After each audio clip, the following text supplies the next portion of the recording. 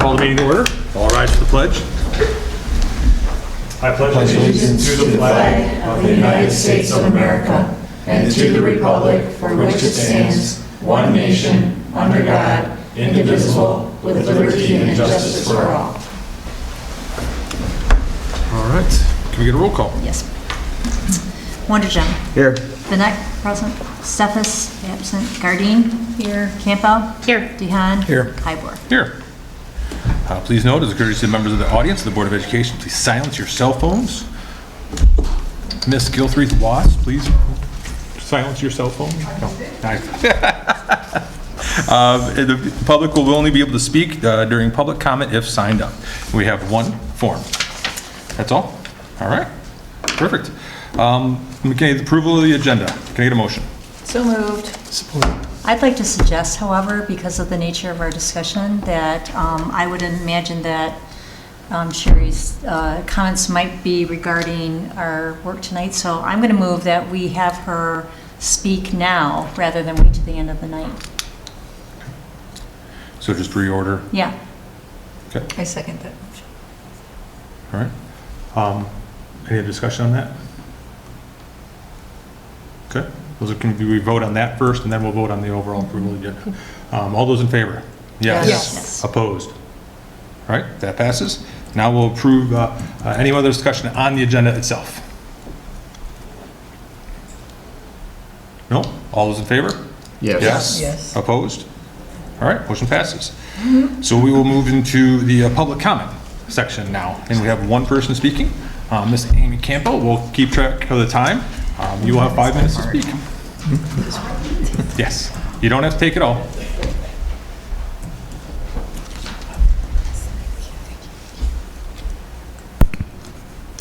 Good evening, board. First of all, thank you for all that you do, and it is definitely an honor and a privilege to be here.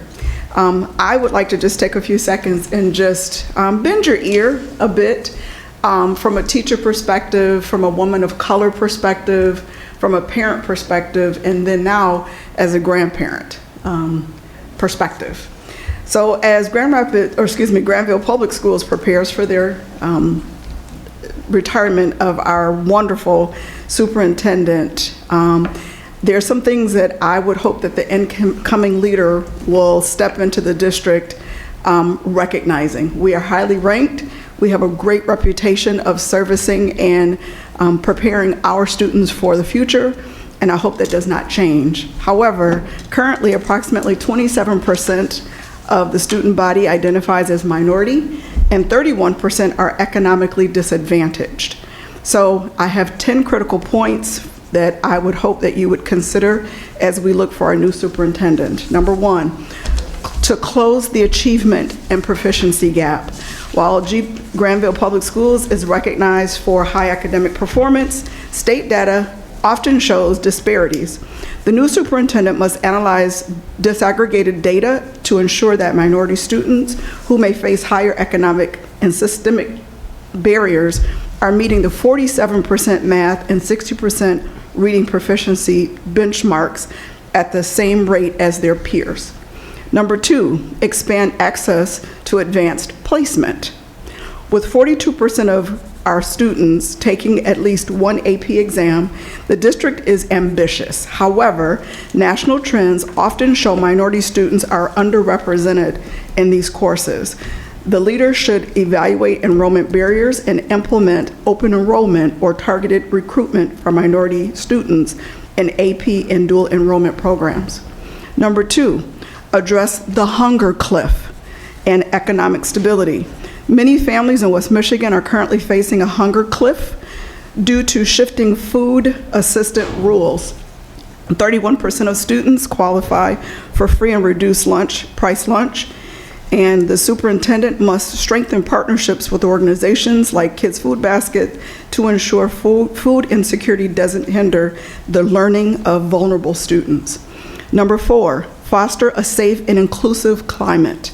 Grandville has faced community debates regarding DEI over the years and DEI initiatives. The new leader must balance these community tensions while prioritizing the emotional and physical safety of all students, and as advocated by the Grandville Educational Association. Number 5, combat bullying and racial microaggressions. The district has previously utilized programs to address bullying, but minority students can be particularly susceptible to racial microaggressions or hateful conduct. Ensuring that the non-discrimination policy is not just a document, but a lived experience is vital. Number 6, diversify the staff and administration. Reviews from students suggest a desire for more diversity, not only in the student population, but also among staff. A superintendent who prioritizes recruiting and retaining educators of color can provide minority students with mentors who reflect their own backgrounds. Number 7, strengthen the support for ELL learners. With a notable percentage of families in the area having roots in Asia and Latin America, the superintendent must ensure that ELL programs are adequately funded and that communication with non-English speaking parents is proactive and accessible. Number 8, early childhood intervention. Statewide data shows that Black and Hispanic children in Michigan often have lower enrollment rates in preschool. The new superintendent should focus on cradle to career programs and support, ensuring that minority students are kindergarten ready through expanded early childhood programs. Number 9, transparent use of at-risk funding. Michigan's new Opportunity Index provides more funding for districts with concentrations of poverty. The superintendent should be transparent about how these funds are being used to specifically support the academic and social emotional needs of minority and under-resourced students. And number 10, navigating board and community politics. The Grandville School Board has seen recent vacancies and spirited community interest in its direction. Time. Thank you. Sorry. And thank you for listening, and I appreciate your support. Thank you. Thank you. All right. On to the discussion reports, the superintendent search, and invite Mark up. He's going to walk us through the engagement report, and then obviously through the next few points of developing the criteria and the interview questions and the preparation. Yes. Thank you, President Hebert. Good to be back, and you just went over the whole agenda. I was just going to say this is what we're going to do this evening. Hopefully, we will get through this in a timely fashion. It can sometimes get a little long, but we're doing kind of two things at once here because we want to go over the data from the survey, but also prepare interview questions, which I sent you samples, so hopefully that'll work out well. So you all should have a packet in front of you, and in that packet you have a hard copy of the survey that I also emailed this weekend. Actually, I think I emailed you twice because I realized that Sunday afternoon I'm looking at one of the pages, like the percentages aren't adding up, and then I realized they were calculated wrong, so I had to contact the main office and have them redo that part of it. So you should have received yesterday an updated one, and that page is updated in your hard packet because I already had the hard packets printed and stapled together, so I redid it, that one page. You also will have the selection criteria that I've developed that we can edit and as you see fit, and then we'll go over the questions. So that is in your packet, and we'll start out by looking at your data. And we have here up on the screen, as you can see, we had 337 respondents for this the survey.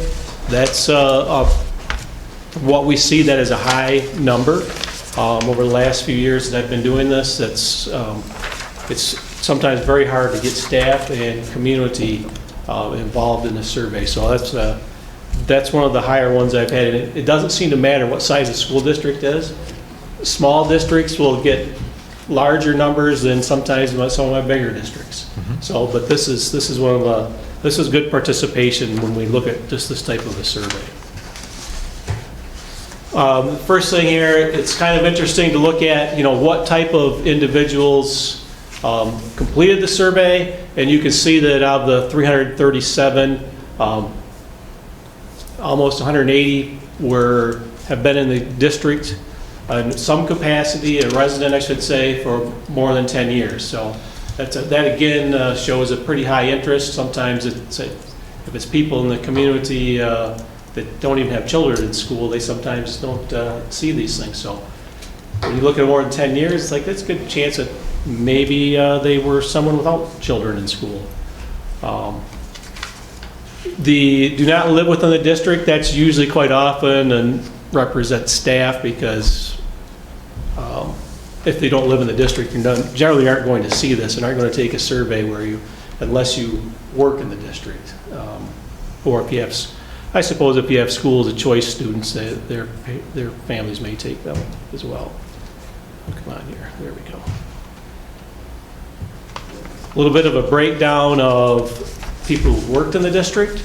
You can see that over half that took it were people who work in the district, because they were just under half did not work at all. And as you can see the breakdown there, anywhere from quite a few actually for more than 10 years, so that's also a nice sign to see.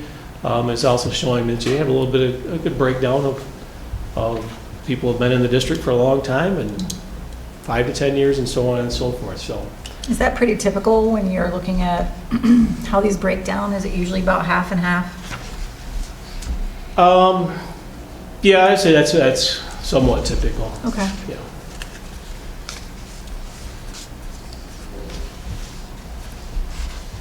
And this is the community member type. Now this is where it gets kind of, people always want to know, do we know how staff answered a question as compared to a non-staff person, for example. The problem is that it gets a little sophisticated in that you choose all the roles that you have. So I could be a staff member, a parent, or a grandparent, live in the community. You could fit a lot of these different categories. So that's why we can't break it down and say, this is definitely what staff said. Or this is definitely what the community is saying. It's just, I know it's way beyond my abilities to figure out in a survey, but I've been told many times that the person that does this, that you'd have to get a really sophisticated survey and it get a little complicated to figure out how each member of each type of person answered throughout the survey. One thing that I noticed as we go through here that I wanted to point out, I apologize I forgot earlier, but when we put the original posting up and we used your advice on what to write in the posting, kind of following what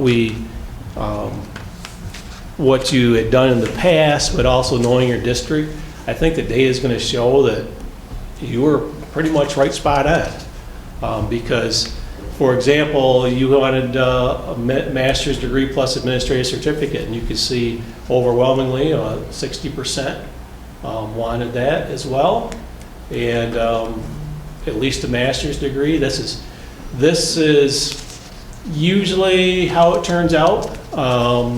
Sometimes with certifications down a little lower, but it's usually tops of the master's degree. Experience, this is very similar, although probably most of the time the experience at prior positions, almost the top one is that they had been a teacher somewhere along the line. That's a slightly different, but I mean it's close. It's 178 people said that. I will say those top 4 on there are really, they're always in the top 4, and not necessarily in that order, but pretty close to that. And it doesn't surprise me that particularly a district such as Grandville would want those same things. So, Mark, for this question, can you remind me what the exact wording was? Was it like choose all, that that apply, or is it something where it's like, choose your top 3, or?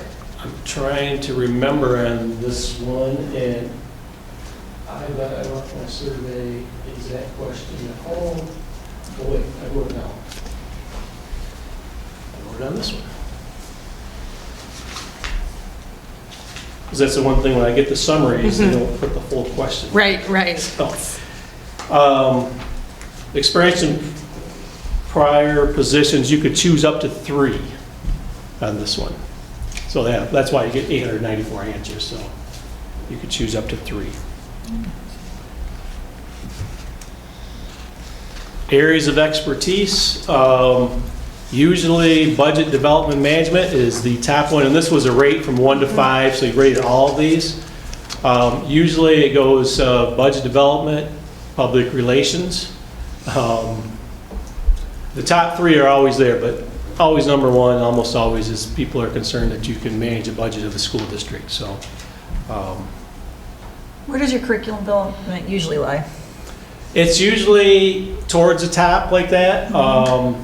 It's, like I say, between public relations and curriculum development, those two kind of are interchangeable.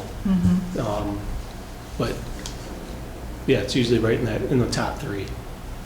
Well, the thing you look at here, whether it falls in the top 3 or let's say top 5,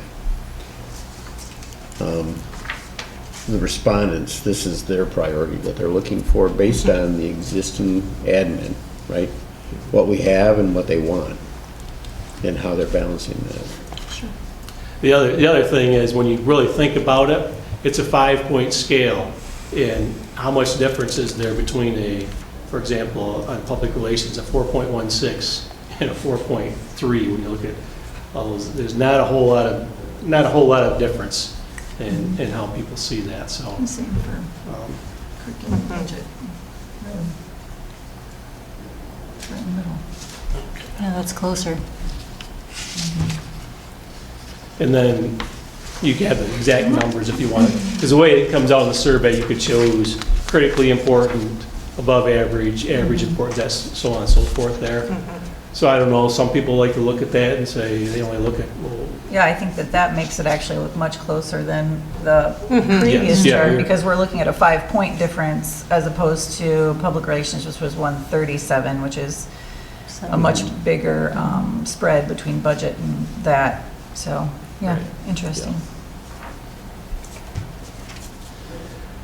leadership styles. I think if you remember, one of the lines in what you're asking for is someone that is collaborative, and it appears that 220 other people also thought the same thing. And just so you know, this one, you were to choose up to 2 different leadership styles on this. Collaborative is usually high, quite up there a bit. Once in a while, if you want a district that really wants to go in a different direction, you'll see transformational leadership a little higher. But typically, collaborative is what people like to see. Well, and you also look at transformational. People are always looking for the best, right?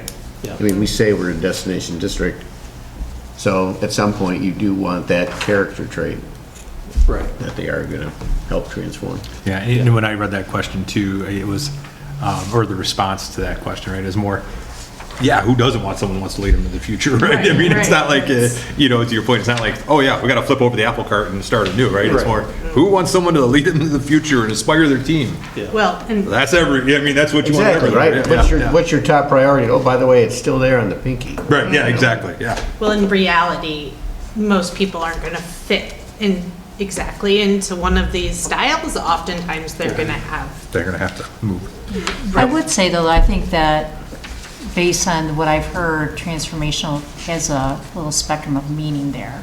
Right, Oh, for good sure. or bad. Yeah. Yeah. I'm just saying the Absolutely. explanation Right. next to it. And I get Yeah. that, Yeah. yeah.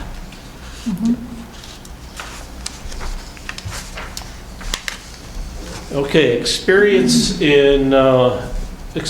in skill areas. This again is rating from 1 to 5, And there are many more in the numbers there. There's more, we only list for the graph purposes so everybody can read it, the top ones there, but if you want the real breakdown, it's on the next page. It's typically, people like them exceedingly responsive. People like to know that they've been heard, and they bring something to your leader that they've been heard, and it's recognized, and the person follows up. Another big one that's comes through is recognize, values, and affirm staff members. And so that's, I believe you had that on your original posting as well. So it's just good to, I guess I point that out because I'm kind of validating what you thought it would be. But it's good to have that affirmation as well.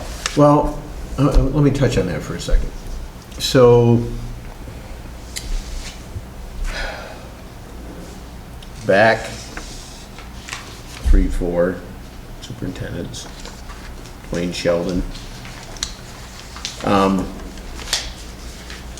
There was a definite divide, I'm going to say. There was a admin staff perspective. You felt it in the district. Now, I only had young children at the time. And the board felt that. So when future superintendents came in, part of that selection criteria, that's what we were looking for. We were looking for, that's why collaboration comes into play. And, you know, build a team. Don't just be a 9-1. So, I think specifically our last two superintendents have done a very good job of doing that.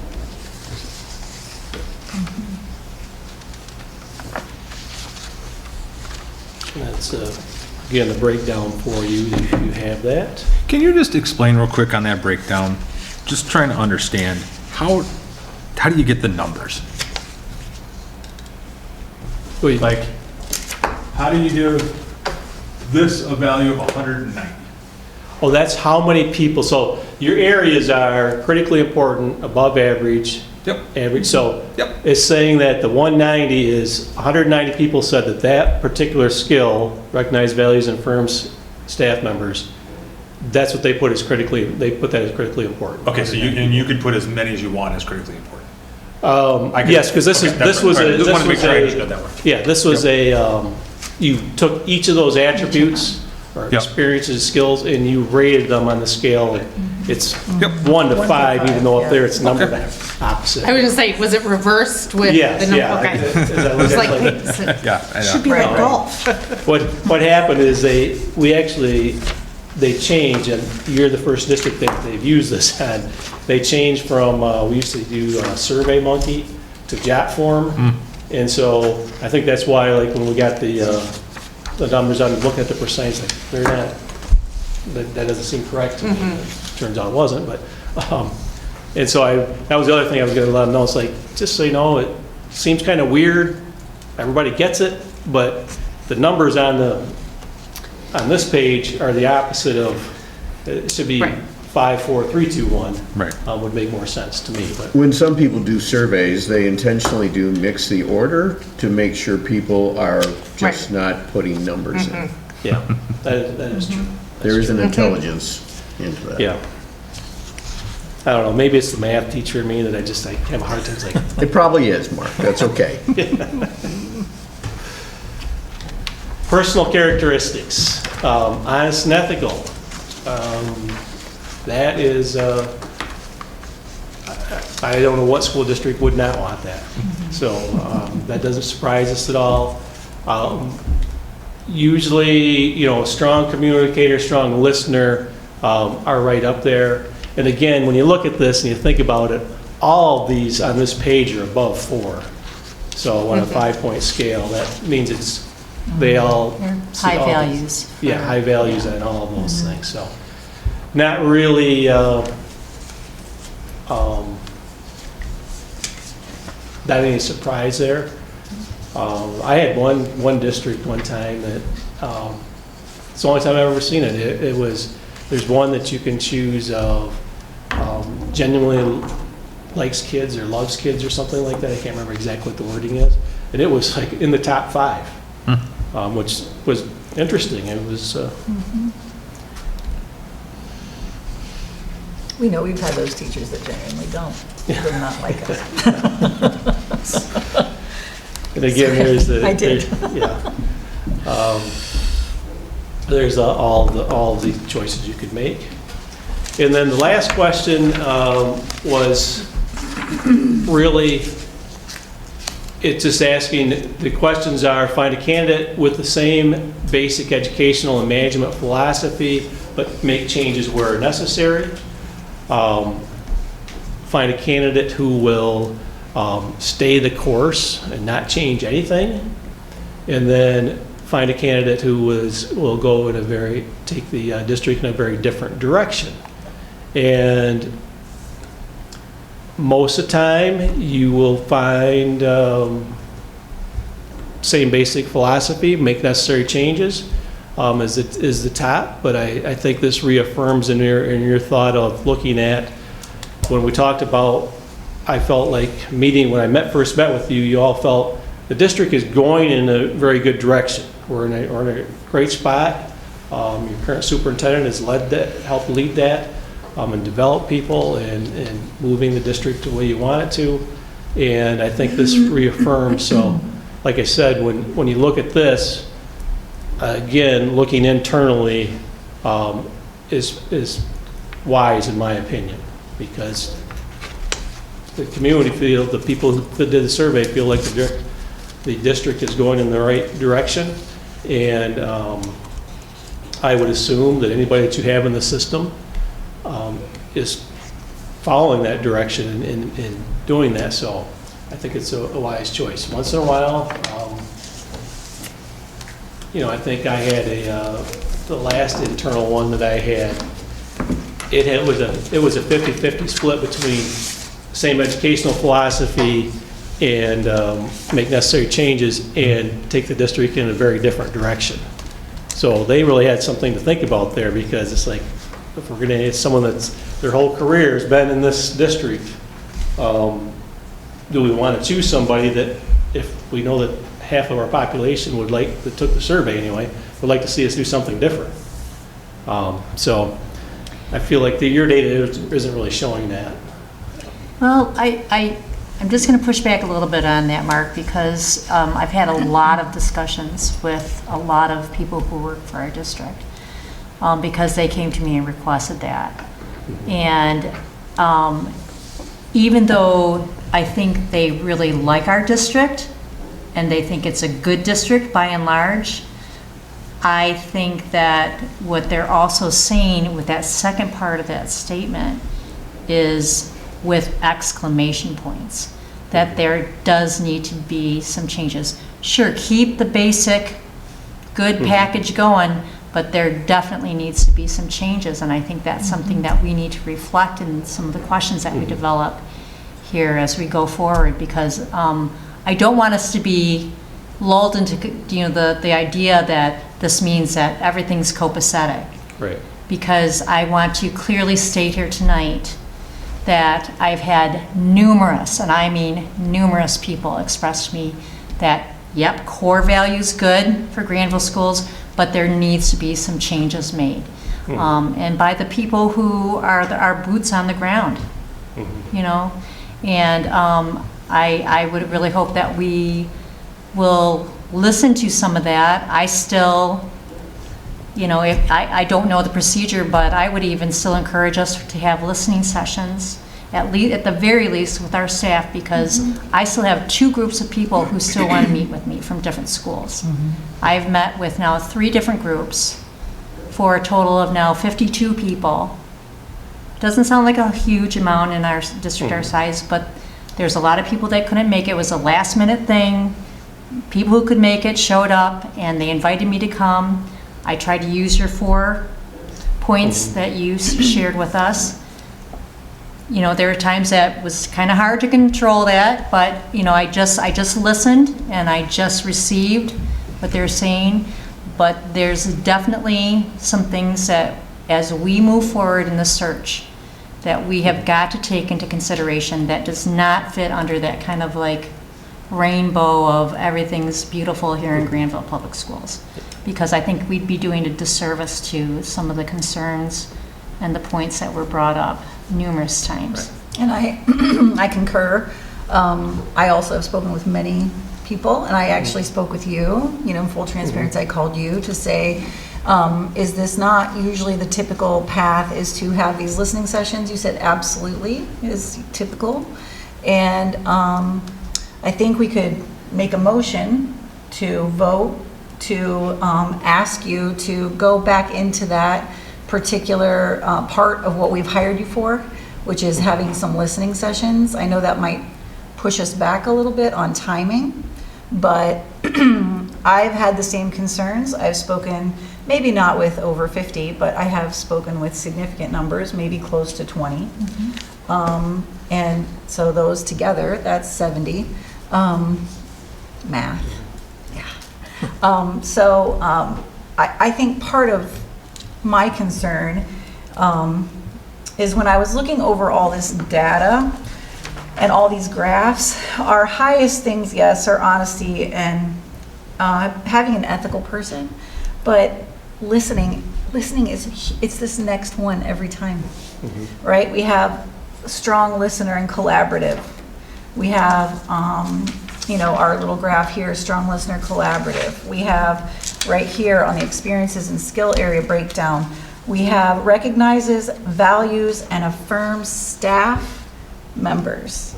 To me, that was the highest one. And if you asked the candidates that were coming in, and it says, we value that you are listening to us, would you not want to be able to say, I listened to everybody when I came in. I listened to people, I heard what they needed, I heard what they wanted. I think it is important that we do talk about this listening session, and Jason knows I've been pushing for it. I think that one of the things that we run a risk of, and this is one of the things that even people who say, yeah, I mean, we're so happy with, we're happy with the way Roger has created this kind of place where we can come to him, but there are also people who are feeling unheard in very large swaths of areas, especially, I would say, possibly curriculum development, possibly professional development. It was a pleasure to hear you come and give us, I think we need more of this. We need more listening, because these are things that weren't even brought up, right? We talked about we each have our own little pockets of people. You've never been in my pocket except, I mean, I think you're awesome at school, but I just think we are missing out on the integrity of this search when we're not listening to the 90% of the people who do the work. They do 90% of the work in this district. Yeah. I regret us not pushing for that. I regret that too. That we did not say, we definitely need to move forward with you, Mark, doing what we hired you to do, to form and lead these listening sessions. I tried to do my best, but I'm not you, and we you're the can't one, reach everyone right? either. And we can't. And I think that by having this available, then people, I think you will be surprised how many people show up to these things and are willing to express what they feel needs to be part of the vision of how we hire this next person to be our superintendent. I think you would be shocked at how many people will respond to that. Let me ask a question. You want to state your... I was just going to say, I would do whatever the board desires to be done. It would, if it's decided to do that, we would have to push the timeline back, or upper back, whichever. How long Further was the down. survey? How long was the survey available? It was, 1 week or 2 weeks? it was almost 2 weeks. Yeah. Okay. The majority of your answers, there were 275 in the first 5 days or something. And you had 200 staff. 200 staff. That's more than 70. We all have our different cliques that communicate with us. We've come up with a process.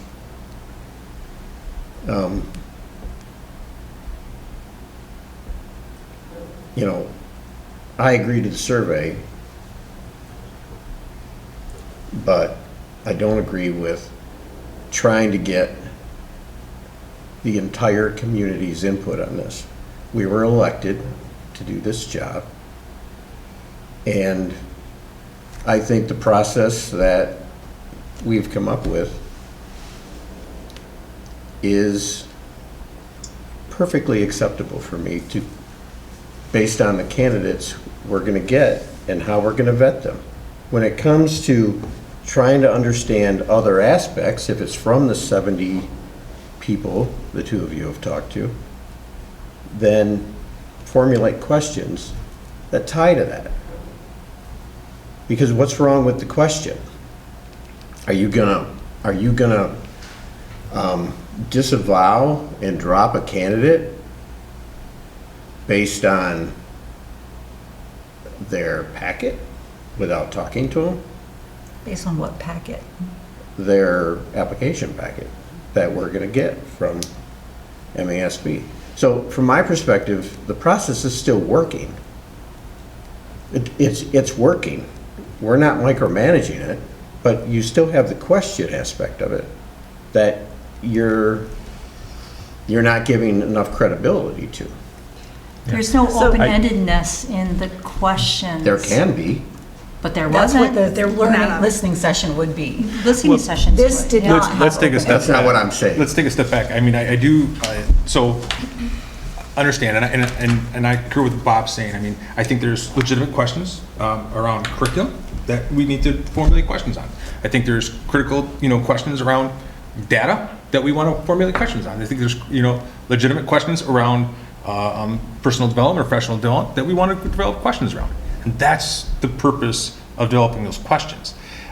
I do wonder, based on the questions that Mark asks in those listening sessions, I'm not sure curriculum would come up based on the questions, the 4 questions that you pose, right? What's going well, right? What's the biggest challenges in the next 3 to 5 years? Boom, Right there. Right there. That's where you are going to Is- get. 'cause And the thing is, I use Jason, those tonight, questions. Yeah. tonight, Yeah. we got questions and suggestions and places that not one other person that I talked to this week mentioned once. Okay. So my thing is sessions. with Mark, Yeah.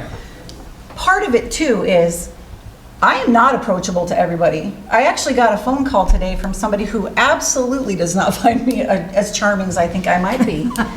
And the thing is that when this person approached me and asked me questions, we completely agreed on the fact that they wanted to have listening sessions. And this is somebody who I do not agree with on everything, all right?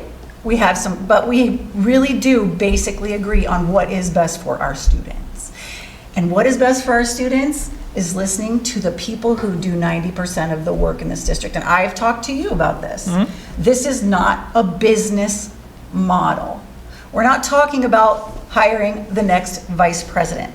We are talking about hiring a person who is solely responsible to our teachers and our staff and our community and has to have a very great knowledge of what they're stepping into. And I'm not saying this as any doubt about who is giving us our packet. We know some of the people who are coming in. You are right, Bob, we have great people in this district, we do. But I'm also saying that it is also fair to the packet holders. So I want them to come in and really be able to go, yeah, honestly, I think I can do this part of the job. And especially if this is an internal search, if these are things that people have consistently not felt like they could bring to the board or to the administration, that's why we have a non-biased interpreter who can ask questions. And I don't understand really, I think part of this pushback that I'm getting makes me want to ask the question, what don't we want to hear? Yeah. What don't we Yeah. want to listen to? Because I really think Mark's going to get it. He's going to have we have a lot of brilliant Yeah. wonderful teachers in this district that I just admire so much. And I know that they're not coming forward. I'm not going to people. There are some people coming to, I could go to people and ask them what they want. But I'm just really struggling with, first of all, why we think that has to happen so quickly, and why we are not asking the majority shareholders in this district. It just seems like a bad choice to So make. I'm gonna finish my points if that's Go ahead. okay, right? You bet. know, so, and I'm gonna, so the questions you ask, right, are what's going well, right? Mm-hmm. What's the next 3 to 5 years? It's, help me out with the last two, I forgot. What experiences, or Right. kind of where's your superintendent now? What Similar to the experiences question do we they have in here, right? And what skills will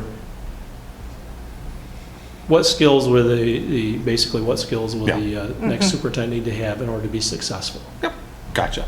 Which, I think are fairly well captured in the survey, and again, it was available. And I do want to push back on the idea of shareholders, right? Because I view our shareholders as the citizens of the district, right? The people in the district, right? Not the teachers? They're not shareholders necessarily, right? If they vote, absolutely, right? Right, wrong, or indifferently. And again, I know I'm going to push back on this because I've got a little bit different view, because I look at it as a board of directors, right? That's what I kind of view, like the Board of Education is more like a board of directors, right? And if I had the board of directors come down and interview my people and say, hey, what do you want in a new boss, right? I'd be going, gosh, I guess I'm not needed anymore, right? And so that's, a little bit of my concern, right? Is I want our administration to be able to manage people, and we hold that administration accountable, right? So again, I think shareholders is not necessarily is a tricky word, because Well, it's stakeholders, because I think our teachers that's are fair. definitely I could say stakeholders is better. I think stakeholders Okay. is better. Okay. Right? I can agree with that one. Because not all teachers are constituents, right? Right. And so it's a tricky model. It is a tricky model because we employ the teachers. We set up their or we approve their contracts and so forth. So it's a tricky model. It just is. And again, like I said, and I know I've shared this with both of you, I've never had a board of directors go to the staff and say, hey, what do we need our next CEO? But What do we need our next CEO to we're do? elected officials. What do elected officials do? They hold, I can't tell you how many town meetings I've Yeah, been but at we're- this but year. we're not So politicians in that But aspect. We also, work differently. they've taken polls on various things, and these are things that affect thought processes and decision-making by the people that we elect. They do. They take in our opinions, and they make decisions or changes sometimes based on some of those things. And I think that in the questions that Mark would pose, he would hear, just like I did when I used those same questions, our teachers are very bright people. They know how to respond to the question and express a lot Yeah. And in their answers, and there was not a way to do that in the survey, is what I'm trying to say. Because there's not that latitude to answer in a more fully thought out, comprehensive way from their perspective. And I Just think one- that a listening session would do that. So from the feedback that I've received from teachers is curriculum is like the number one thing that they are concerned with. K-4 is staffs or class sizes potentially going forward with the behavioral issues, having to deal with this class size and the behavioral issues. And Budget. no, that's one for me, but from It is them- for me. From So- them, it's indirect. From them, it's Right. indirectly class size is basically base budget. It's budget. Right. How many So categories? do we think if we had a listening session, we would get anything more than that? Like I'm curriculum, saying obviously. just tonight, we got stuff that none of us have heard. So, That's very true. That's, and that's fine. But, sorry. oh, go ahead. Go ahead. Uh, just to compare, so I understand what you're saying, but let me give you sort of what happens with public boards, for example, at a university. When the universities, which is governed by a board, were, appointed or elected depending on your university. The board does not independently just choose someone. They take it a step further. They create a committee with, for the search process, with teachers, or professors, with students, everything. They have listening sessions. So I understand what you're talking about from corporate, but what I think is in the realm of sort of public service and sort of that area, the idea that we, just make the decision. I mean, we can take that attitude. My opinion, sort of the way I look at it, is one, I've heard from some people, however, I don't have a clique in this district. I do not have this very large social circle of people that come and tell me things. And so what does that mean is if we are only relying on people who come tell us or people we know, that is not giving us a good perspective of this district. So, but the other question that I have is, I can understand, the skepticism, and you're saying, what information would that give us, right? What is the harm in doing that? Versus, so we get the information, we have the listening sessions, that helps us. What is the sort of bad outcome from making that decision versus saying, we are not going to have these listening sessions, and then the chance that we are going to have parents in the community? Very few people have mentioned parents. I had a parent ask if and they could be on the committee. parents, teachers, or other groups feeling like they have a board who just really didn't care that much about the list. I mean, those are, maybe it won't happen, but it's a definite possibility. And so the question is, what would be the harm in having these? We hired MASB to do this. This is what's done. I guess I don't understand, there might be variations in what the value people think that these sessions hold, but I don't really think there's necessarily harm in holding these sessions. And if I can quote Mark, who just said, people like to know they've been heard. People like being recognized and affirmed as a staff. And one of the things that we have said is, maybe from a business model, that maybe you're skeptic. We have a split right now between 3 educators and business. And I just want you to remember what we're here for is for educators.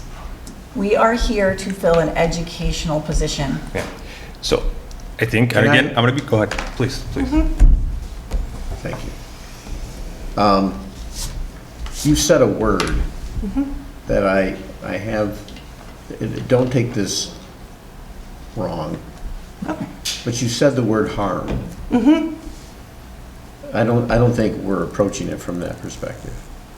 Well, how we're approaching this is, how much data input do we need in order to develop a series of questions that we're going to ask our candidates to be able to then deliberate and come up with who our top candidate is. So if there is a need, again, I'm just going to say it again, there's a need to come up with additional questions. You formulate the questions from the sessions you had in your independent. I have questions that I don't think anybody else is going to ask, because that's from the people I'm talking to. And I apologize if you don't have a big clique, but I think the survey is enough. I think how this board has deliberated in the past, and once you see the packets, I think all the pieces will come into play for you. And if you want the extra insurance, the insurance is develop a series of questions that you can then ask to address your concerns. Until we realize we don't have all the questions. It's not a 12-hour interview. I understand that, Bob. I do. But what I am saying is, And I think what Amy was saying was, we have a choice here and we have a choice here. Ask some questions. They're only an hour session, right? They're only an hour session, and he'll get people who have things that have to be said or want to be said. There were people that said we would like to come tonight. They couldn't. They didn't really realize they could. There are a lot of people that didn't. We have people who are in the GEA who didn't realize they could come to the interview until we talked to them, right? So I think that one of the things that we need to ask ourselves is, do we want to err on the side of listening to our staff, administration, teachers, or telling them we don't want to listen to them? Those are our Again, choices here in this particular discussion. I don't think I have heard that we don't want to talk to staff. We don't want to hear from them. I have not heard that. Okay, your click didn't say that then. I think, again. Can I step Yeah, out for a please. second? This is Joe. Okay. Hey. Are you out?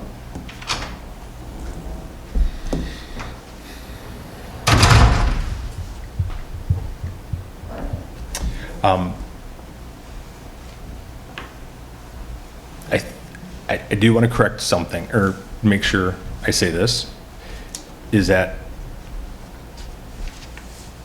we are here most importantly for our students. Agreed. That's not what you just said. You said we are here for the teachers. Who have the major stakeholders. That's not what you said. That's fine. You said That's we are here fine, for the Jason. teachers. That's We fine. are here for our students and providing the best we can with the finances and the budget, improving the budget, improving, curriculum, and giving them the best leaders, right?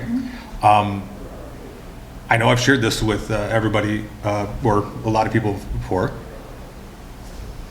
The challenges of today are not the challenges of tomorrow.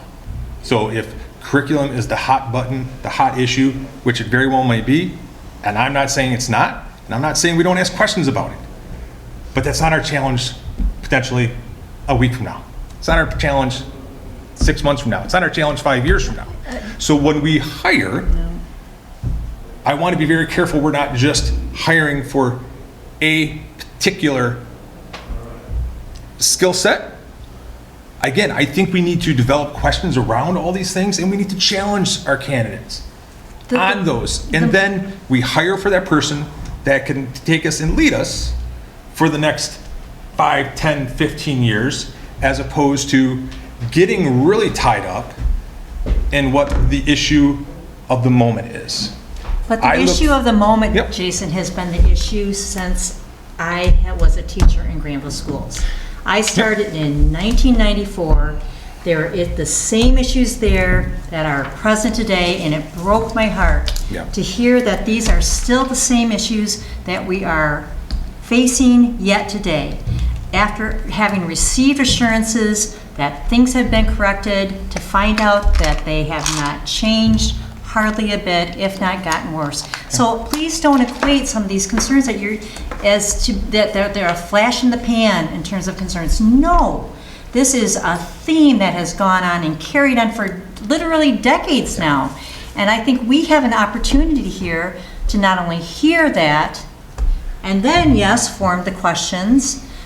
But you talked about harm, Bob. Yes, there is harm. There is harm if we don't say to the people that we hire as teachers that their experience, their time in the classroom directly with the students that we are supposed to be taking care of Exactly. is not valuable.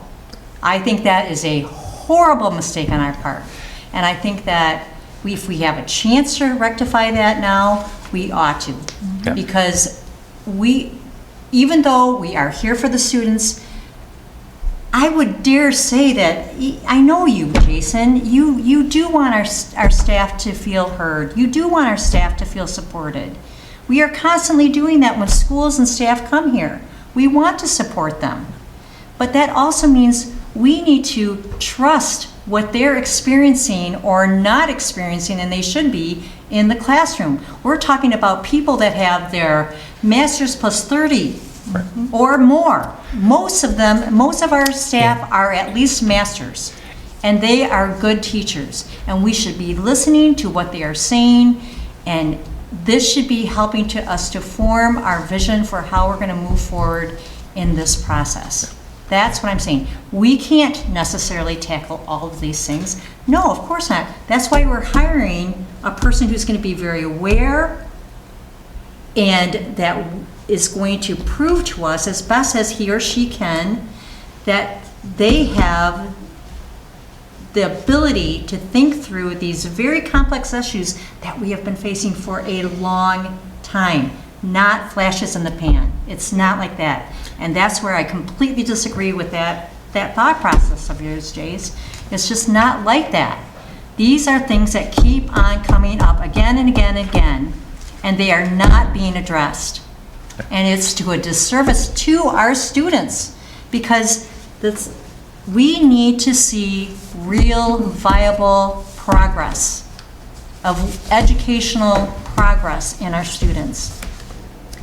And if we cannot depend on our new superintendent to understand what that looks like and know how to supervise that, then we are in serious trouble because we are not going to continue to be a destination district if we do not get this right. And part of this is listening to our staff and understanding the gravity and the enormity of what is happening. And the survey, is not showing us that because there's no latitude for further expression of what's going on. And we need to have that latitude. We need to all hear that. We need to get our heads wrapped around it. I'm just really, I'm upset for a couple reasons. Number one, like I said, that we have not progressed further than when I was teaching. I've been out of the classroom for almost 10 years, 12 years now, and it has not changed. I'm upset because I'm spending a ton of my own personal time doing something that, Mark was hired to do. I should not have had to do that. And you wanted to make sure that it was controlled and not dangerous. He could have done that. I didn't have to, except for the fact that I will not allow former colleagues, not necessarily in my clique, because most of these people I've never worked with ever before in my life. There was one person that happened to be a friend of a friend. That's as far as my clique got involved with this. And we are doing them a disservice. We are not trusting the people that we trust our students with to give us the feedback that they should be giving us. I think that's a terrible mistake. Absolutely terrible. I have one more comment too. If you want to use my words about looking out for possibly what our teachers have to say. There's an interesting little thing, I don't know if you meant to say this, but when you were talking about it, you were talking about if this was in a business, why would I go out and ask people and then ask myself, am I even needed here? And I come to this board in a very different manner than maybe other people on this board. I do not see myself as the grand poobah of this district. I do not see myself as the most important. I see myself as elected to represent people. And in that way, I am here as a voice for lots of people. And I can't get my voice out for lots of people when we're not using someone we have hired to do that job. So what frightens me about the differentiation between what we're seeing with the educators versus the business aspect and this model and all of these things and trying to say this is that this is an entire district decision. It really should be. And so it is our job to make the final choice. 100% agree with that. I completely agree that we are going to get on here and we're going to listen and we're going to vote on who we think the best candidate is. But the question is, how do you gather that information? It's like saying, I am going to make a vaccine, but I'm not going to do any testing. I'm just going to make a vaccine. Probably a very bad example right now, but it blows my mind that we are not considering the listening sessions. And every single person, even the ones that are like, oh, I'm happy. And I go, what about, listening sessions, a no-brainer. Across the board. That's a no-brainer. So I'll stop. I don't know if we need to make a motion to vote on it. I'd like to say one more thing. Sure. Before somebody suggests something. Sorry, I had to step out. I'm just going to say this real quick. No, I'm not going to do it. When we're done here, if you want to hear it, I'll give you an update on Joe. Yeah. I'm sorry I stepped out for a couple minutes. When you stated, since you've started teaching, that issue seems to be a systemic issue. How can we solve a systemic issue with a few listening sessions? You almost seem to I'm think not suggesting that. it's a top.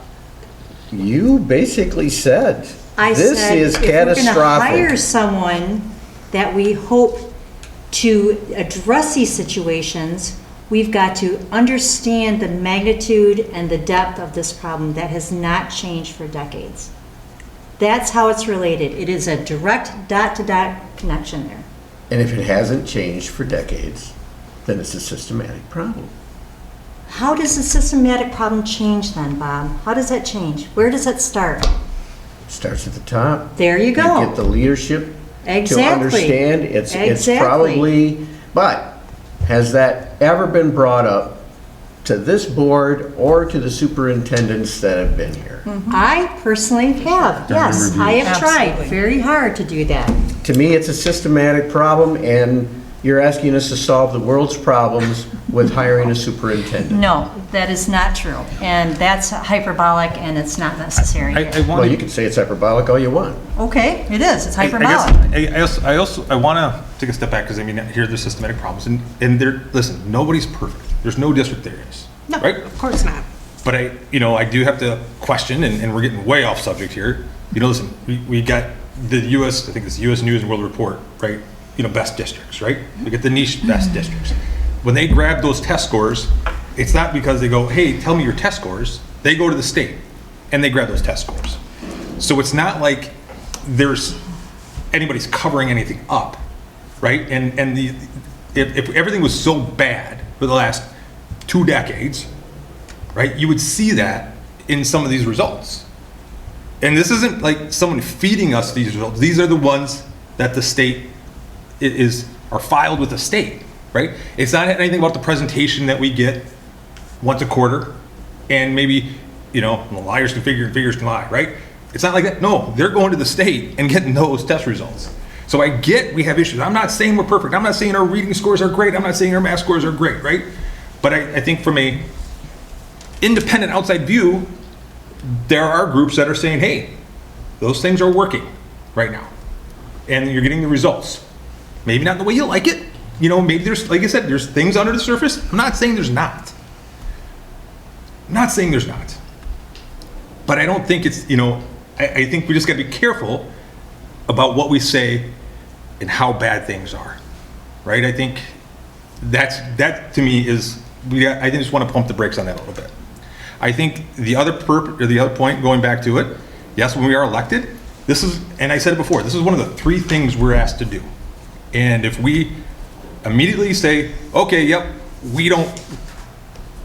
when we're elected to do this job, we're elected to hold the superintendent accountable, right? And hire and fire a superintendent, pass the budget, or approve the budgets, right? And then, the policies for the school, right? Those are for the district. Those are the things we're responsible for. And if we don't feel we're empowered to make those decisions, that's, I guess, what I'm just concerned about, right? Are we going to go to, every time we have a budget, are we going to say, well, let's have a listening session, make sure that everyone understands the budget and the criteria that goes along with the budget? Then, okay, but Jason, why yeah. would other school districts commonly do this then? Has every school district you have had a listening session when they go into? In the ones that I have done, Yeah. yes, I've only been doing it for 2 years, but You only been doing 2 years, okay, all right. I thought you said you had the last internal one. The last internal one we did have, Yep. yes, we did. Yep, okay, fair. And in our last, how many hirings of superintendents have we done listening sessions? None. So, again, But why would if we- we think the listening sessions will help, right? And I'm hearing that loud and clear, right? I mean, so be it, right? But we push our timeline back. But I want to make sure we put guardrails on it, right? Because I understand, listen, you've had 3 sessions, right? 3? This is 3 or 4? Well- 4. Probably 4 by now, Yeah. since Okay, so 4, and you've spoken to about 52 people. 52 people, right? We're going to have 1, right, for teachers, and 1 for community. That was what was proposed, if I'm not mistaken. Right? Something in Yeah, I there? usually One upper- have to split them up because it can't. 1 upper, 1 lower, right? Or something, I think. Something, Yeah. I okay. look at the schedule Right. and how it can work out, and I Right. usually spend about 1 day, I'll say, because some people I can do, like, for example, Yep. talking to administrator, central office, you do. But I don't want this to drag into 3 weeks of, let's make 50 sessions, right? I mean, I give Absolutely not. That was give not the Dr. Gilreath expectation Watts to a begin lot of credit, right? Because she had an interest in this process, and she reached out, said, how can I be involved? When are the times? Right? When are the times to come? And I shared with her, and it was the first time, and she was her, by the way, belated happy birthday. Thank you. Yes. It was her birthday the first time we met as a board to talk about this. She wasn't able to make it yesterday, but she was able to make it today, right? And I go back to, these have all been available for everybody to do, and they haven't. And so it's like, how many chances do we give people to do that? You had to give 4 chances to get 50 people. I didn't have to give 4 chances. I had 4 different groups of people approach me. Yeah. So it was their initiative. That And was if you not me cut off going the out opportunity for a seeking for chance, that. then you're saying I you did don't not even get publish that I'm not it saying, at all. Yeah, So, I concur with Jason that we have 3 responsibilities, core responsibilities as board members. This is our responsibility. I do not want to usurp my responsibility. We came up with a process. It was agreed upon, quickly. and now we're 2/3 of the way in, and others want to change it. And we're 2/3 of the way in. I need to push back on that a little bit, Bob, because the thing is that we were presented with an entire packet in one night, and in one night we were told, no, we don't need to have any kind of survey even, and I was like, well, this is fast, and we were like, no, we need a survey, and then we had asked, could we like put an open-ended question at the end that says, would you like a listening? Nope, can't do that, and the next day we had the surveys out, so I agree that that first meeting that we had was a fast, furious meeting that seemed like there were some decisions that I wasn't ready to make, but there seemed like there were some decisions already made for us. And so I'm going to push back on the fact that we're switching things up, because the original plan was to have listening sessions, and this board switched it up on that night. So I appreciate that you are willing to do these listening sessions. I like that this is, because you said, how many opportunities are we going to give? We're going to give the opportunities that were originally given. We're not going to take any away. We're just going to give them the ones that were there. We're going to go with what Mark has done in the past, and we're going to see. Then we can all walk away from this and go, yes, your voices are important. Yes, we have given you those opportunities. Yes, you are valuable to us because you are the 90% to our kids. I take issue with that characterization that if we don't do this, I am saying our teachers are not valuable, because I hope you understand that's not true. I understand it greatly, You understand what? that our teachers are completely valuable. No, but yes. you And say- that our you're staff saying and our that by- administration is very- You're making an positioning- assumption. I have had other conversations with Jason, Yep. and I have asked him this question outright. So I'm going to just let you stay over Let's here with your just conversation. All right? That's what I'm saying. I just want to make sure that I disagree with the positioning of that statement, that Okay, good. that by not agreeing with exactly what you're saying, by the way you stated it, if I don't agree with 100% of what you're saying, I'm saying that the teachers are not valuable. That's not true at all. And I hope my actions over the last 10 years or 8 years on this board, and as a member of the coaching staff at Grandville, and as a student here, that the administration, the staff, and the teachers recognize that, right? And my conversations Absolutely. with them and so forth. So I want to make sure that's straight first. Yeah, you have an excellent, And- amazing history with this district. I agree. And I do think, and again, I think, you know, I just want to make sure that is clear, right? And if we need to do these, I want to make sure we're doing this in a controlled, quick fashion, so be it. But I also want to push back on, you know, what was proposed at the first meeting, right? And I'll take full responsibility for this. Part of my responsibility as president, right, is to come forward with a suggestion of what we're going to do. And that was what I proposed, and it didn't include the listening sessions, and it didn't include necessarily even the survey. That was my proposal, and that's on me. And if that makes, you know, if you guys want to throw arrows, those go to me, because that was my proposal, and say this is what we want to do going forward, right? It's one of my responsibilities as president, is to not just say, okay, everybody, what do we want to do? It's my responsibility to say, here's a proposal. This is what I'd like to do. And then we move forward. Now, I apologize if you felt that was too quick and we didn't get enough discussion around it. I felt we had discussion, and if that's not the way you felt, I apologize about that, right? But that's the way I felt, is that yes, again, it's kind of like the State of the Union, right? What's the State of the Union supposed to be? Hey, here's my proposals for the next year, right? This is what I want to see get accomplished the next year. That's kind of the way, you know, I took that when we met with Mark and sat down and said, here's the things that I think are important to us. Here's the things I want us to make sure we're doing. And there we go. And I put that proposal together. We came here together. We talked about it. We adjusted because we said, yep, let's do the survey. And then we went from there. And then now afterwards, right, there's been a lot more discussion. I get that. And if viewpoints have changed, okay, right? But I want to make sure that we're clear that, hey, we're changing this, right? We had talked about it, we had put it in place, and we were moving forward, but it wasn't this grand design to try to box anybody out. It was what we have. Now, the question becomes, do we have to start this whole process over again with the survey and everything? And I'm going to ask this question because now we've got a group of 190 educators in here, right? We're going to have 50 and 20, another 70 educators that we talked to, right? And now whoever comes to the open session, right? So at some point we're going to have a lot of crossover, the same people saying the same thing. And does that now outweigh? I mean, does now that become, you know, 400 educators, but it's all the same 190 people? And then we go, hey, look at 400 educators say this, and only, you know, 150 of our community members said this. So we got to go with this because it's higher. So I just wanted to say, what happens here when we're doing this now, right? Mark, So I just want to, so I throw it to our math expert. Yeah. Right? I You want know? to ask, I Go want to ahead, ask please. another question.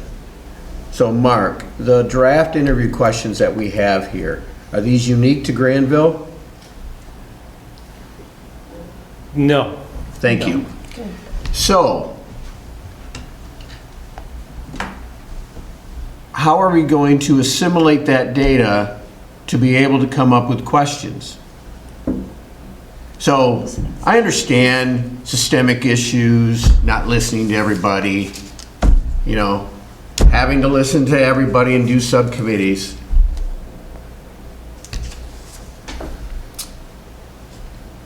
But what am I going to get out of these listening sessions? What value am I going to get to be able to come up with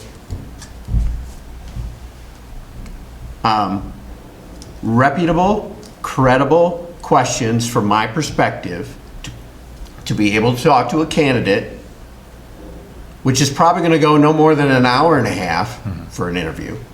How many questions can they answer in that? And how many different questions are we now going to come up with? I think you answered your question, though. Nope. In your Nope, question, you I did answered. not, because what I'm saying is, Mark's not going to create new questions for us from these Right. listening sessions. These are the questions he gave us. Now it's up to us to come up with additional questions. From his listening sessions. How are you going to summarize it? How would you summarize it? I am not Have in you the favor of past, this, I think. How as have you we- can tell. How would you summarize these sessions? Typically what I do is I write down as many things when I ask those 4 questions. I write down the responses, and then I try to sum up themes that I see that come through. And I provide those to the board. And Jason, that's exactly what I tried when I called you, to let you know for full transparency, what were the overarching themes Yep. of the discussions that I had with the people that I've met with. Yeah. I think it would be the same, and to be honest, to address some of your concerns, it did change how we would ask some of these questions. It does alter a little bit of the direction of some of the questions that I would ask. Not that I wouldn't use a lot of the wording, but it might be a little bit of a different emphasis on it, on some of the subjects at hand. So I think there's value in it. I'd also like to say, Jason, I truly appreciate the fact that I know you, and I know that you do appreciate the staff of our school. I hope that I didn't say anything that implied it, because I know that that's not true. I know you do value our staff at the the totality of your heart. So let's just clarify that. Right And now. one of the things too, and I know I've shared this with many of you, one of the things, and I said this at the last organizational meeting we did, right, is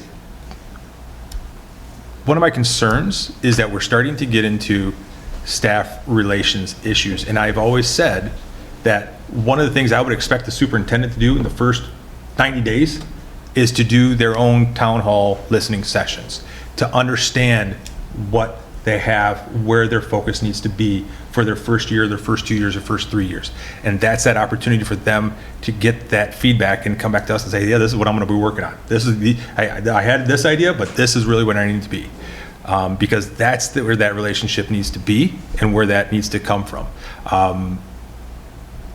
I still go back to it. I think we're elected to make decisions, and and make those decisions and lead and be able to bring that leader to help us move forward. And again, I personally look for someone who can do more than one thing and can lead us in multiple directions. And I think, a lot of the things they continue to hear about, right, is curriculum and so forth like that. And I think that's important. I'm not saying it's not important at all, right? But that's one of 3 areas they're gonna have to manage, and they're gonna have to make sure that their staff is held accountable for that. And then we, in turn, need to be making sure we're holding accountable. And I am concerned that if this is a 2-decade-long issue or a decades-long issue, we have not once brought this up for our superintendent's evaluation. Not once.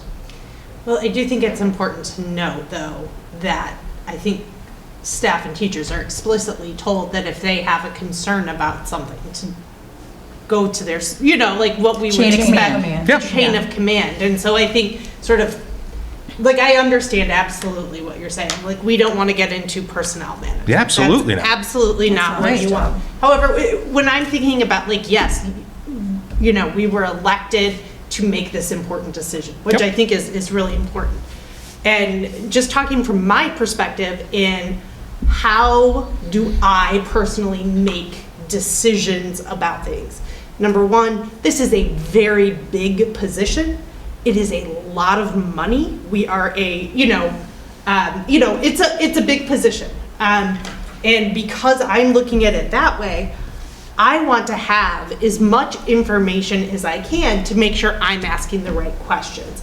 And again, right, like, you want superintendents, I agree, to have a wide range of skills, because you absolutely do. Can I ask you a question? Information about Yes. what?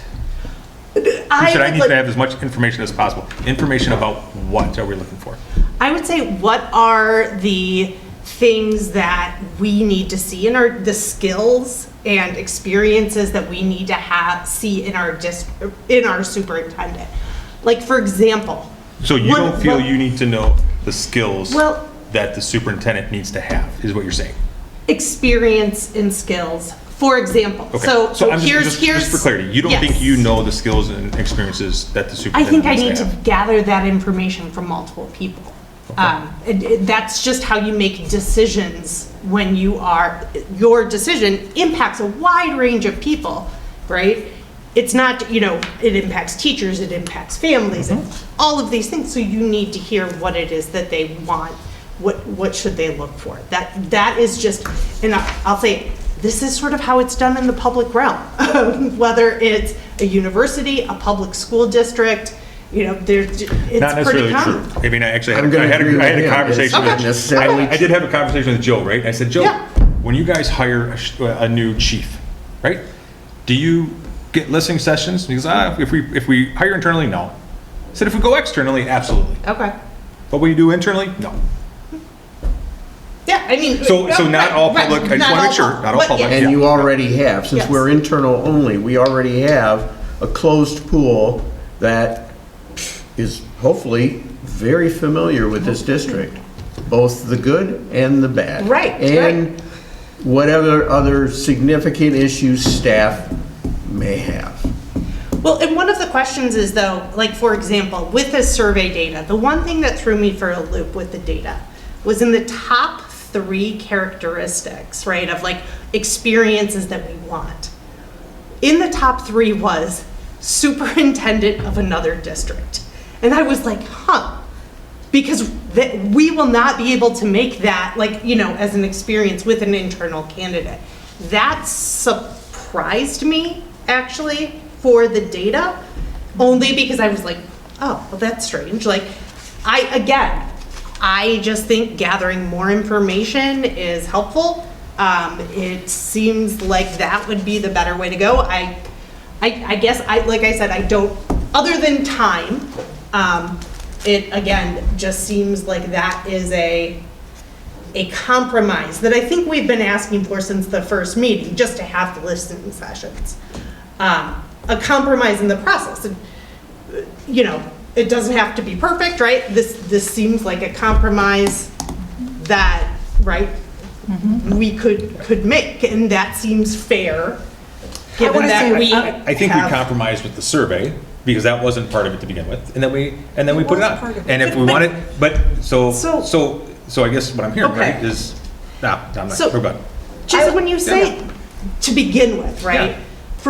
And I just want to clarify, because when we came to that meeting, Yep. what was presented to us was listening sessions and a survey. This is what I do for an internal search, right? That's what was presented with us. But the majority of the board decided they didn't want it. We never really voted. didn't vote on it. I mean, and I that's think fine it was if pretty much a was. straw poll. Yep. But I Right. would like to also point one thing out, Jason. You talk about, we're going to get this person and they're going to be a miracle working superintendent, right? This going to be, we want this person with all these skills and this, and then in the first 90 days, they're going to have these town hall meetings and figure it out. Do you not think that it would be better to say these are the things in the first 90 days that people are going to be looking for from you?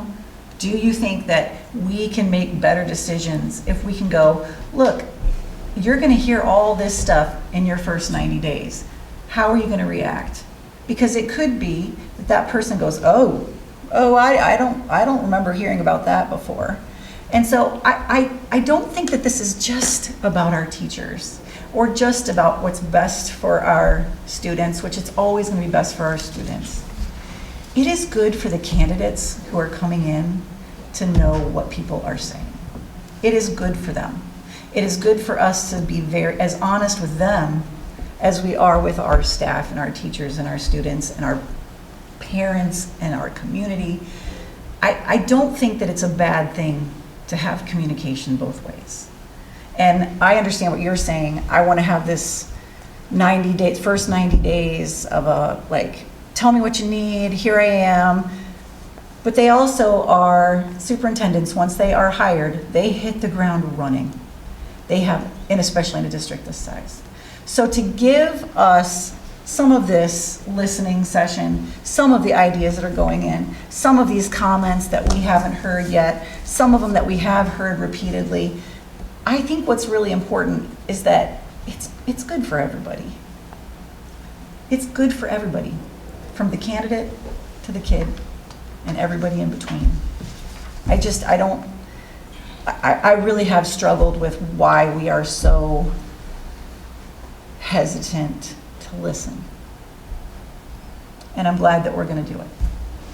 And I thank you for altering this path. I'm not in because favor of it. I understand, I've heard you say that several times. And so I think that when we alter this path to say, we're going to listen, it's going to have guardrails, We're gonna have 2 sessions or whatever Mark's gonna do. Yeah, there should be guardrails. We have been in these sessions when things go off the rails, right? I would say our last 5 years, there were a lot of off-the-rail moments. And I don't think that that's what we're asking for. We're asking for a simple voice. You got a lot of people who are saying yes. Just a listening session makes complete sense. You have a lot of teachers saying it. I have parents. I don't think you have that many parents. Fine. So, I don't. So we shouldn't have. Parents trust this board. They voted for this board. The people on this board have the authority to do it. We were given that when we were voted in. There is trust among the individual board members here for the constituents that voted for them. And you know this well too, Bob. Not everybody in our community identifies with each of the board members. I agree with that, Okay. 100%. Okay. So, Then let's get a you're non-biased muddying the person to ask process. questions. I will just say, if we go through with this, you are muddying the process Okay. to one that you want to usurp the board's responsibility in some way for us to make the clean decision. So all Because these other- I'm not done yet. Okay, Once we get this information, how are questions going to be formed? Because it isn't Mark's responsibility to create these questions. It's ours. Okay. I'm okay with that. And remember, it's not a 12-hour interview. But I'm not in favor of this. I think it's overkill, and I think it's needless, and I'm just going to say this. I think certain board members do not have the internal strength to be able to make the right decision. And I'm going to say what we did just in this last couple times has muddied a process that was already established and has worked and has worked. many times. so Mark, question for you.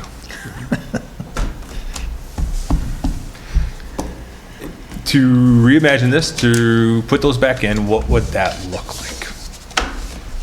Because I'm sure you've had the last 30 minutes of hearing us bicker, going through you, just what does my calendar look like? Yes. I had my calendar out to see, and what the timeline could be. Typically, you need to come in 1 to 2 times, spend 1 or 2 days in the district. I was thinking, could I do it next week? I mean, I can fit it in my own calendar, but is that enough? I guess it's, Next week, you said? I mean. I think, sorry to interrupt. I think because of this late change, if we're forced to do it, and if there's such a desire by teachers, they'll adjust their schedules to be able to meet a tighter time frame. I think there has to be some give and take because this board has given too much with regard to that for teacher input. I value teachers, but you had the chance to give the input. I have an email address. I have a phone. Sorry. So did you say that next week would be possible for you It- personally? I can make next week work. I just need who I need to know who to work with at the district to find out where I'm gonna go, what buildings, what the time schedules are for when the buildings get out. I think you have like 18 buildings, something like that. Okay, quite a few. And so Holly should be able to provide that for you. I'm hoping that I could I don't know how close, for example, the secondary buildings there are and getting their time, the time they get out, that sort of thing. Typically, I mean, I do it the next week. Like, Right. if I was meeting on Monday, I guess I keep reading today's only Tuesday. Feels a lot later in the week. After tonight, I'm sure. So I can do it by next, I can make it work in my schedule, change some things. And I would say that to do that, then we already have the 11th, I believe, I can count the timeline up here. The 11th is tentative.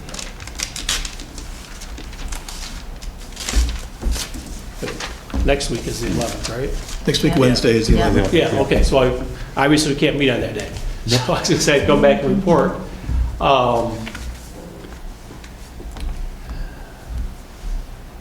I would extend the time to, the timeline as far as when,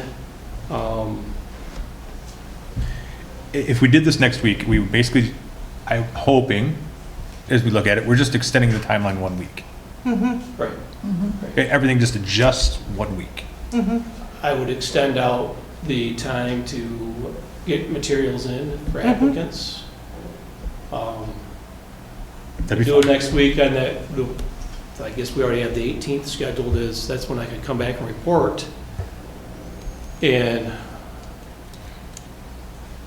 The 18th was the night scheduled for the interviews, wasn't it? right, So so I we could would- report and we could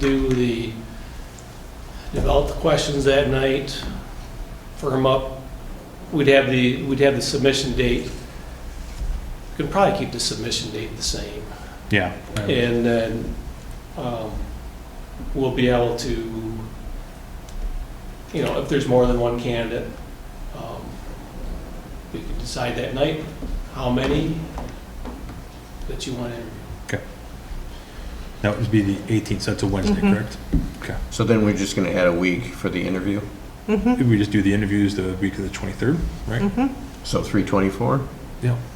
The calendar, I don't have it up in front of me. I don't want to go to Las Vegas. Does that help you out, Brent? You're welcome. We're so good to you. Okay. Okay.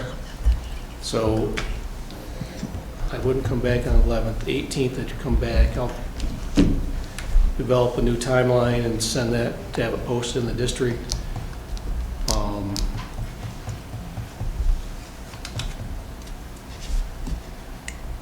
18th, report back. I believe the start times for secondary and end times in particular are all within about 15 to 20 minutes of They each other. are. Yeah, It's I like just double checked. 250. Mhm. Well, around, it also becomes logistically about, right. you can't expect, like, is there a central spot where your elementary teachers usually meet? It probably doesn't, it's probably gonna need to be, Can I ask, could you do high school auditorium for secondary? Because basically, 5th through 12th is on a secondary schedule, so they would get out first. And as long as the auditorium is available, and I can look into that for you. And then we could have elementary, again, centrally locate to the high school auditorium. Because I think that's really the location that is going to be big enough. and they just come out They later. would just come out after. And then I could do a community one. I should ask that, do you want the community, a session for the community? Might as well. If I did them all in one spot, we'd do it in one day. So I'll You could do report staff, back. you could do high school right after, and then elementary, and then that night. Yeah, parents. I just would make it, I'd probably, usually we'll do like a community one at like 6 o'clock or something like that. So people have a chance to get out of work, that sort of thing. And I can work with Holly to see if there's a time where I could have all administrators during the day, meet with them, the central spot, meet with central office people, whatever you want me. That's what I usually do, but I'll do whatever you want me to do. You could probably meet with administrators at this building. Could you do a Zoom?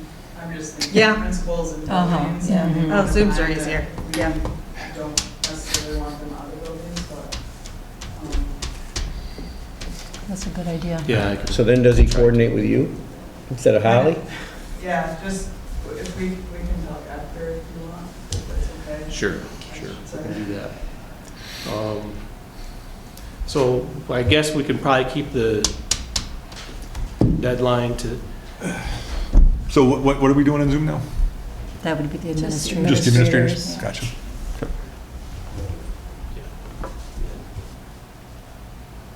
yeah, we can do that.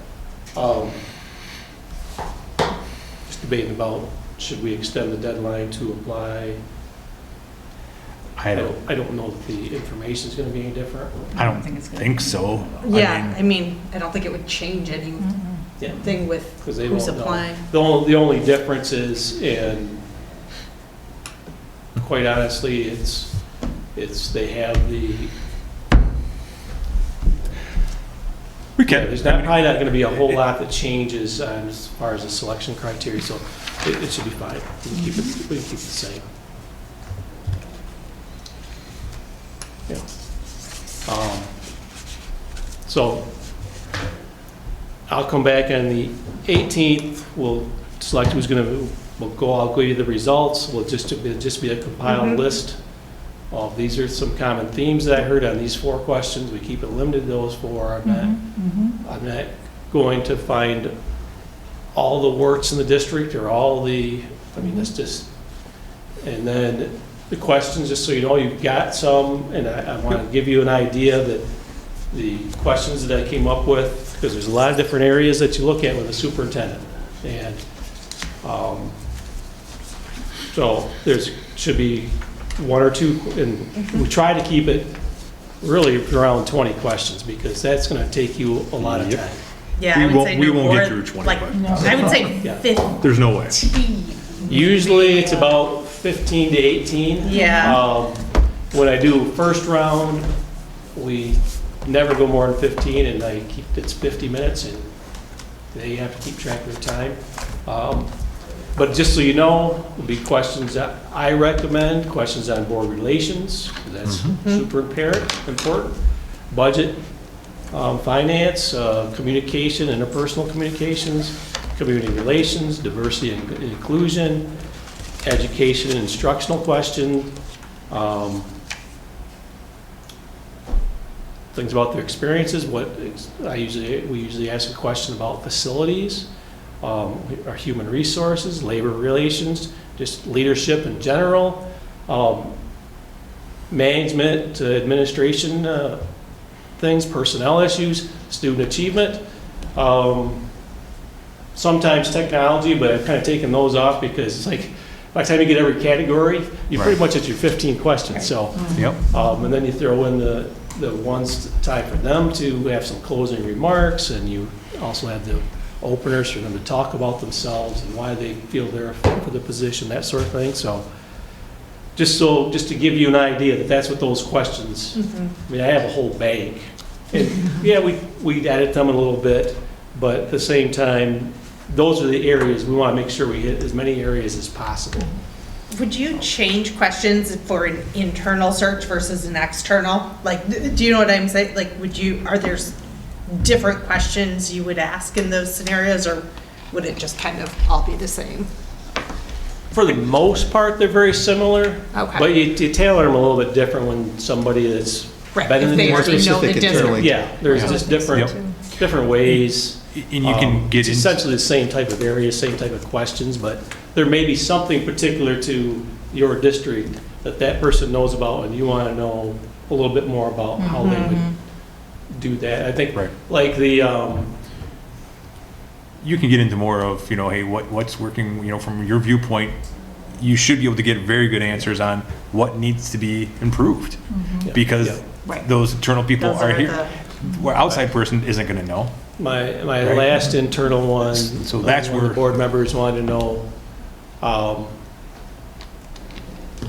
the question was asked somewhere along the lines of, basically, you've been in the district, what would you do differently than what our current superintendent is doing?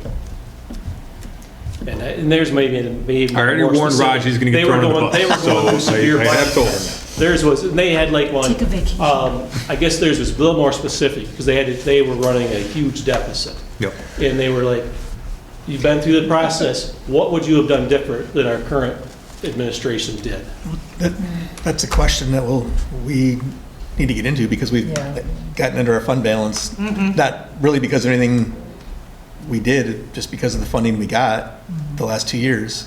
So, Yeah, every district's going through that. It's not going to get better in the next couple of years. So, but again, they still fit into the budget finance questions. You just kind of tailor them a little bit. Okay. So, Go ahead. just on curriculum, I mean, because I heard that from teachers too. That was like the number one thing. Can they point to, I didn't ask this follow-up question, which I should have, but can they point it to a district where they say the curriculum is good and works?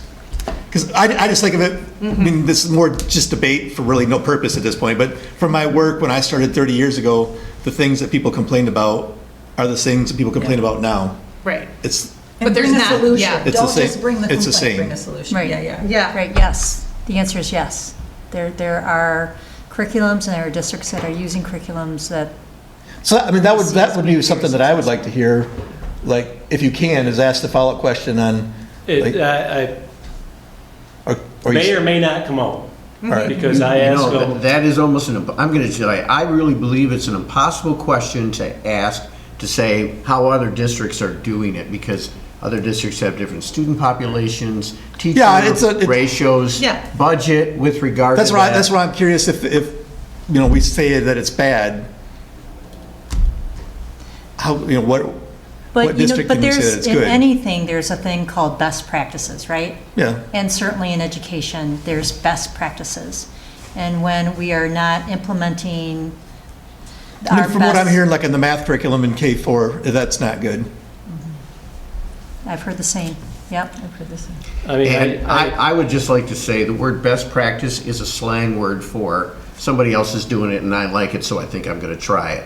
And they haven't necessarily done rigorous validation of it in multiple districts. I think it's a let's try it. I think we've done that too much in this district. Would you agree with that, Amy? I mean, best practices in terms of how So we, I think best practices, the term, I think like you said, Bob, Okay. the term best practices can mean a whole lot of things. I tend to prefer to use evidence-based practices. I mean, I look, you know, and Yeah. the question is is there data on curricula programs where we have empirical, objective data that show it? Yes, absolutely. And we don't really get that, we get the slang, best practice, and then the average board member will just accept it, right? I mean, and that's what we've done over the years. So it's one of the things that drives teachers crazy. Because when they think they've got a good curriculum that works for their grade level, and then, oh, big changes, why are the changes coming? Some of them are, well, I wasn't on the committee, it's forced upon me, I really want to stick to this, and I can't, right? So a lot of that is whether or not they want to change, or, again, I'm just gonna say, it's a systemic issue. I don't think it's an easy fix. well, and just so you know, so question number 14 that I posed here, because I saw in the survey student achievement was important, and I've listened to you, and I knew that curriculum evaluation was, so 14, how do you assess the effectiveness of instructional practices and teaching resources, and what corrective measures do you take when such an assessment indicates that a recommended resource or instructional strategy is not having the desired positive impact on student achievement? So we will try to ask questions. It's interesting though, because like Jason pointed out, is I don't know that our data shows that we're having a problem Well, with achievement, are we? I mean, I think it depends on the data you look at, and it depends, you know, school data obviously is complicated and you know, it's trying to dig, but yeah, I mean, those are all, I think, questions that are good to look at, right? I mean, Well, yeah, I mean, data, you can, whoever makes the data can. exactly, you know, there's good But data, there's bad data. And How it's presented can really change. Yes. It absolutely can. Which is why I go back to, But Jason said it comes from the state. it's coming from the state, they're looking at the raw numbers, they're not looking to see how it's presented. And that's how US News and World Reports and so forth Yeah. are ranking us highly. I agree. I wouldn't use US News wouldn't and either. World Reports as of that. It's a marketing thing. It's not a, It really is. but I do think, for example, we do have data, right? You know, that we can look at, that we have, that's published. It has to be. So, Can, I'd ask one thing, I don't want to lose track of this. yes. We didn't really nail down the actual date for the interviews. I thought it was the 24th. 24th Is it- is is what I it had. 24th? Yeah, that's what I had written down. Is that That's a Tuesday Tuesday. then? Yeah. Tuesday. Yes, it's a Tuesday. Yeah, I think best practices was the coined phrase It when was- I was teaching. it was very, That was yes. what was Practices, used. yes. Now it's, I agree Yes. with you, the data proven. I could take you through the trajectory of Yeah. the different terms. And actually, some of the curriculum that the state is listing as being on, what's the correct terminology? Amy, I don't want to use the wrong, being approved, state approved, board approved. Yeah. That we're still, that is not on that list, that we're still using. And that's a concern, and it hasn't been updated since, gosh, I think it was 2017. Is URC in particular. And so there's things that have been coming to light in these conversations that, So we're getting together on the 18th, and we're getting together on the 24th. Yep. Those are the next two special board meetings. Yeah, We're not getting together on the 11th. Correct. No. That's, that's your week Bob, you're in charge to of work snacks. with Heather. Yes, that's your week to work with Heather and I'll bring Holly and snacks. I'll bring drinks. get that out. there will be no snacks. I'm bringing snacks. All right. All right. So let's adjust everything, and then we'll come back again on that 18th to wrap up the development of the selection criteria, the interview questions, and then prepare for the interviews. And we are not extending the applicant window. Yep. Right? Okay. And so that'll be up actually next week. Okay. Any other items to discuss? Report that I have one application right now. Okay. there's nothing we have to. Any other items to discuss? All right, since we already did public comment, the next board meeting of the Grandville Board of Education will not be Wednesday, March 11th. It will be actual Monday, meeting. March 16th, Correct. 2026 at 7 PM, Grandville Board of Granville Administration Building. We are adjourned.